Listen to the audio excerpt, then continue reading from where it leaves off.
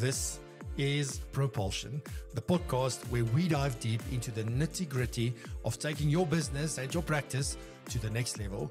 Whether you are an entrepreneur, a franchisee, or a financial planning pro, you are in the right place.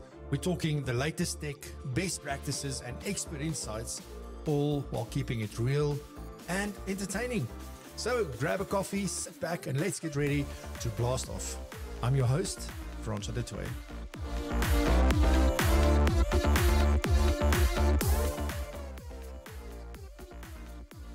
So something that I've definitely noticed over many, many years now is how complex things have gotten. And I think it all started off way back, when all we knew were like, if you went independent, the biggest reason why you went independent was not because you wanted freedom. It was not because you wanted to build your own business. It's because you wanted to offer more choice. And because of that, we got to the point where we have contracts with just about everybody. We have clients with products just about everywhere, or at least there's a section of your clients that has gone there. So, that part of it has become very, very complex. Then regulations have evolved quite considerably. You think about the good old days when I started in 1998, when there were no things, basically. 1998, what happened then? I think it was what did they call it? Like, was it PPL? I can't remember, but the policy holder protection rules, PPR, I think it was called. So that came in, and that to be included in your quotes and all sorts of, and that was like, oh, what's happening? Then 2004 came around and FASE was introduced. And since then, I don't have to tell you what has happened since then, but it's brought a new level of complexity and requirements and things like that. And now with COFI that's coming, obviously we're moving from, I can tick a box to say I did it, to can I show that I did it? So it's outcomes-based and principles-based. So it's a completely different new way that's staring us in the face, and having to be able to showcase what or prove that what I've done, and that we're actually helping the client achieve the outcomes that they were looking for. It's a new level of complexity. So complexity is all around us. It is unfortunately part of the game. It also makes it fun, I believe, and make sure that we don't get bored. But the one thing that I realized, and the more I think about this, and I've seen some people do it, right? So that's obviously the things that are prompting it, sort of what are people doing, but also in my own business, although we don't give advice, I don't have an advice practice. But even in our world, things have gotten complex very, very quickly because we want to over-engineer things and we want to overthink these processes and all of them. So my whole theme for the year, there's sort of two words that play. And the one is my wife's word, I think, and the other one is more mine. But mine is the simplicity. So I want to simplify everything. And where this came from is all the conversations we had at the end of last year, where people look at their technology and we look at their technology and they just have like a gazillion apps and things that they pay for. And it's doing this here and doing that there and doing that over there. And then you feel like this is unnecessary. I'm sure that we can simplify things, that we can come up with what is the smallest tech stack that you can do a good job with. So that's sort of what prompted the thinking initially. And then obviously went to like, whoa, but the whole business needs to simplify. Or everything in your life actually needs to simplify. The other word is being intentional, because if you're not going to be intentional, then you're not going to get results, because the intentionality means that your actions are aligned with what it is that you're trying to achieve. It's aligned with your values. Everything is aligned. So when you're intentional, in my view anyway. So for me, that is really what it's about. And when we simplify, we greatly enhance the success of our businesses. And I'll share with you just a little bit about why I say that. So just think about everybody that plays a role in your business, right? So if we simplify things for the client, it's easy to understand. For your team, easy to learn, easy to execute. For you, easy to focus on just the things that you need to focus on. So just think just about those things, right? There's plenty more that we can think of. But if we just think about those, we definitely can see that, wow, this have great benefits. So the first aspect of the business that I want to talk about is the thing that I started off with, which is the financial products that you offer as part of your value proposition or whatever it may be. Now, it might be that you work within a space where you only look at one product provider, but even though you have one product provider, that product provider has multiple products. And it's not only, they have a risk product, an investment product, and whatever. They have multiple investment products and multiple risk products, right? Just think about medical aid, multiple options that you need to keep on top of. Now multiply that by saying, well, now I have got 5 other contracts where that is also the case. I mean, it is literally overwhelming for you. It's overwhelming for the clients. It leads to decision fatigue, right? It's just, how do you make a decision? And then you try and stay on top of all these things. And at this place, you've got a BC, but that you don't have a BC because you're not supporting them, but you have clients who need, like, I don't need to tell you about all of those. And also, the more of these product offerings that you offer and the more contracts you have, the more people want to talk to you. In other words, taking up your time. So there's a lot to consider here when it comes to that. And we need to be very, very clear. So if we can streamline what we offer, decide who's your main investment provider and maybe have a second one. Who's your main risk provider, maybe have a second and a third one. But you don't need 6, right? So those are the kind of things where you need to start thinking. Now, depending on how big your business is, because the bigger the business, the more you're going to need, because now you need to serve the advisors within your business and they need to be able to choose which ones they want to focus on. But ultimately, when you're a smaller business, if you want to simplify, you got to think about, because now just think about investments, right? So now they're sitting all over the place. How do I report on those? How do I keep on top of it? I'm not even talking about staying up to date with the funds and all of those good things, but how do I stay on top of just the things where I put my clients? But if everything's on one platform, everything becomes simpler. The reporting, the information, the service, like everything gets enhanced the more you put into one place. So, and that's what I'm saying. It's not investing everybody's money the same. Remember, this show is not about advice. This show is about thinking about your business and systems and processes and all the other things that are linked to that. So that's what we want to talk about. For you to stay on top, to become a real expert in some of those things, you know, it's going to be so much easier because you focus on the things that you focus on. Now, obviously, what we do is not all about product. Product seems to be, has definitely shifted to the end of the line, and it is one of the last things that we do. There's a lot of other things we do. So I think the fact that we've done that and that this is where things are moving to is exactly the reason why you should simplify. Because your value proposition is not only anymore to find the best product and the best benefit. You know, I recently saw a thing. I was at a coffee shop and there was a QR code to scan, talking about QR codes. And it takes me to a page where it says, you know, I won't waste your time. I won't do this. I won't do that. All I'll do is a like for like quote, and that's it. And I'll pay for the coffee. I'm like, is that what financial advice is about?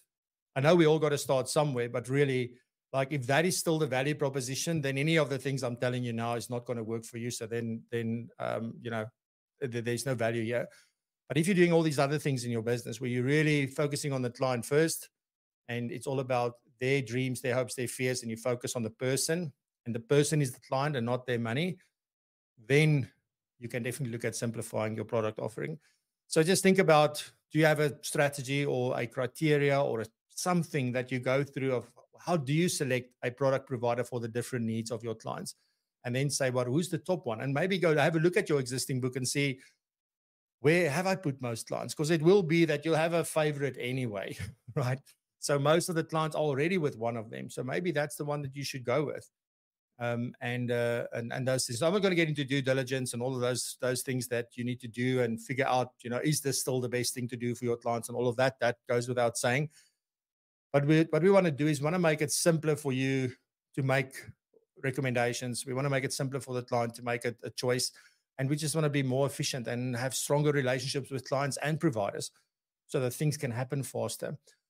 So that's a big part of simplifying your world, if I may. It's if we look at the product offerings. Right. So the second thing I want to talk about that we can look at is, and this is sort of counterintuitive for many people, is your client book versus your ideal client profile. And this is not just about, oh, is this really my ideal client profile? Do I need to access other markets? It's not about that.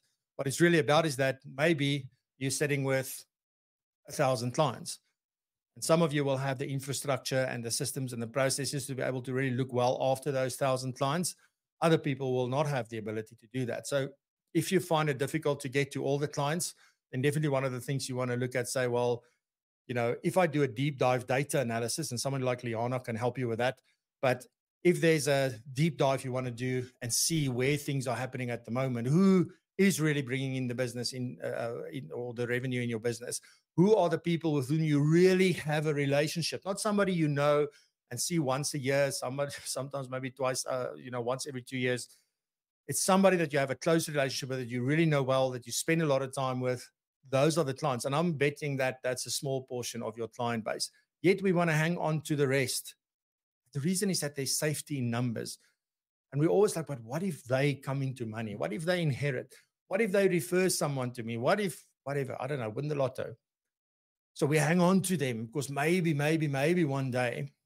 But then typically the latter part of your client base are the ones who's not bringing in revenue, but they're also the ones who keep you the busiest because they are probably not busy. You know, when you have a client with whom you've got a good relationship with, it's worth it to look after them, and they're busy. There's a reason why they're doing well. You know, people that are not doing well are probably not busy. I'm not talking about busy for busyness sake. Those are the kind of things that we need to think about. And at the very least, do a data analysis on your book to understand your book, and then let that lead you to answers. You don't have to listen to me. The most important thing is go look at the data, do the analysis, get everything together. The things you'll need is obviously demographical data. You'll need revenue data. You'll need product data. You will need assets under management data, right? So I think those are probably the main ones, right? And if you have other qualitative information, you can overlay that on top of that as well. But I would say that that's the minimum data that you would need to do a proper analysis. So start thinking about that, and then see whether from that you can create an ideal client profile to say, well, these are the people I tend to work with best. And then the big step to come, if you want to simplify, it's not just understanding, it's actually about starting to hand off some of those clients to other advisors in your business, or to employ somebody who can take them over. So it's not that you have to get rid of them out of your business unless you don't want to bring somebody in your business. Because the thing that we've seen is the most difficult for people is to bring someone into their business. And then the even more difficult thing is to hand clients off to them. Like, just people just can't do that. So the intention is there, but when it comes to the action part, we really battle with that. But if you want to simplify your life, want to simplify your business, that is a big starting point that you need to think about. The next one is regulation and compliance and all that good stuff. The one thing we know is that it doesn't stop. It changes. You know, there was a time where it changed fast. These days, it feels like it's slowed down a little bit, but the changes that are coming are significant. So they're big. They have implications. So it's really, there's a lot of complexities with that, and just staying up to date with that. You know, if you don't have a system that can help you navigate that world, you're going to find it very difficult. If you're just relying on a compliance officer to let you know every time something's due and every time something has to be done, you're always going to be under pressure. You're always going to be there because you can't see in advance. You only know when they let you know. So you need a proper system that can really help you navigate these things, and a system that prompts you, well in advance, and where you can manage and have everything in one place. So that's quite important, right? And there's two levels of compliance in my view. There's client compliance. So meaning that if we say client compliance, we're talking about like, oh, I implemented something for them, and is all that documentation in place? Is that advice process compliant? But then there's the business that also needs to be compliant. And there we're not just only talking FSCA, right? We're not talking phase and those kind of things only. There's some requirements there as well. But SARS, CIPC, all of these kind of things where you need to stay compliant for the business takes a lot more time and a lot more effort. And these are the things where we really need to start thinking about. So how can we sort of simplify this, and why is it important to simplify your compliance? And again, there's an article that will be published very shortly in one of the publications where I spoke about 10 things that you should know before you become a financial advisor. And one of the things is that, compliance, for me, I have a bit of a different view on that. So the way that I view compliance is that if you look at what they are requiring from you and you use those as best practice guidelines, because that's the whole intention behind regulation, is they want to protect the consumer, and they want you to build a sustainable business. So if you see those things suddenly as an asset in your business, and you implement things along those lines for your level of business, and you use technology to help you manage that, then suddenly you're building a great business. And then second to that is if you take the compliance and position it as a benefit to the client, instead of I'm so sorry for all this paperwork, and I'm so sorry for the 10 million attachments to your email and the 20 million signatures that I require, but rather say what they get because they work with someone like you, that makes the world of difference. So by thinking about these things, we can really start simplifying. I think the most important thing you can do is to implement some form of an automated tracking system, either a system that prompts you and that reminds you, keeps you up to date, a system that is updated automatically with the changes that are coming out so that you are notified timeously and you have a track record of everything that you've complied with. So it means that you'll have fewer issues, fewer complaints, you build a better business, and that is absolutely crucial. Then technology. How can I not talk about technology and software? I mean, this is where the whole idea started with Simplify is my theme for the year. One of the things that we see is definitely happening is that, so you have something like Microsoft, for example. Most people in this profession is using Microsoft or are using Microsoft. But you have all this functionality, but we never took the time to learn it. So what are we doing? Oh, I want to do this thing, but you don't even think that Microsoft can do that. So what do? We go and look for a new app. We go and look for a new system. We go and look for all these new things when, in fact, Microsoft was probably able to facilitate that. And here's the other thing, how we think about this. And this is sort of where I'm changing my view a little bit, right? So you would have heard me say a lot in the past that you need to find technology that fits your business and you shouldn't be changing your business to fit the technology. Now, I fully still stand by you don't change your business, but the things that you can change are your processes. So if there are processes that you want to change or workflows that needs to change, because maybe these are all your 10 requirements that you want to see when you are managing a task for a client. You look at what Microsoft Planner can do, and it can do 6 of those things. Yeah, no, I can't use that. Now I go and look for another task management system, and my CRM can only do 8 of the 10 things. So now I'm also looking for something else. Instead of really interrogating whether the thing that you want is really necessary, is it cool for you to know that? Or is it really critically important and valuable for you to know that? Because this is the thing that I've seen on all these forums when people are complaining about things is that, oh, but it can't do this and it can't do that. And I think but why do you want to do that? I don't understand the value, but obviously I need to have a conversation with them to understand. But ultimately, for me, it's like, this is what you want to do. What needs to be done? Has anybody started working on it? What's happening while we're working on it? And is it done? It's simple, right? And Microsoft facilitates that. It's all part within the license you're already paying for. So part of simplifying your tech stacks and things is to use what you already got to its maximum capacity and maximum ability. That's step one. And then to say, well, which of these things don't I really need? And to get rid of those because you're paying unnecessary money for things that you're not using. It doesn't help us paying for tech stacks. My whole business is just running on tech. So I pay a lot of money and I always keep on looking at, do I really need this? Am I still using this? Because even a 500 Rand here and 1,000 Rand there and a 20 Rand here makes a difference over the course of a year. So we have all these wonderful tools, but we use 10% of their capability maybe. That's the thing that you need to sort of think about. Right. The other thing that you need to think about when it comes to technology is just to also ask yourself the question, what could I be doing with this piece of technology that I already have? So it's not just about canceling. It is about what can this do for me? And you need to turn it around, because remember, I always say that technology is not a cost, it's an investment if it is the right technology. But you need to think about it from a business point of view. At the moment, we're thinking it from a work point of view. So we want to use tools that can do something for me. But the question that we don't ask is, how can this tool make me money? What can I do with this tool that I can sell to my client? So that's a very different question to ask, and a very different angle to take on your technology. So there are definitely tools who can do analysis and all sorts of weird and wonderful things, and you can charge clients to do that for them. But we've positioned ourselves as doing these things for free. So now suddenly you feel like this is a cost and I'm paying for something that I'm not getting value, but you could if you just change that one thing. So I think that's another thing to sort of look at. A big part of technology and software for me is automation. I'm not going to get into detail. That's a whole episode on its own, but we used automation a lot in my business. In fact, I would be dead in the water if I didn't. So there's so many more things. And now with Copilot, I bought Copilot for my business. It's fantastic, Microsoft Copilot, what you can do. And when we do that session on the 8th, you'll see exactly how these things can really make your and your staff's lives easier.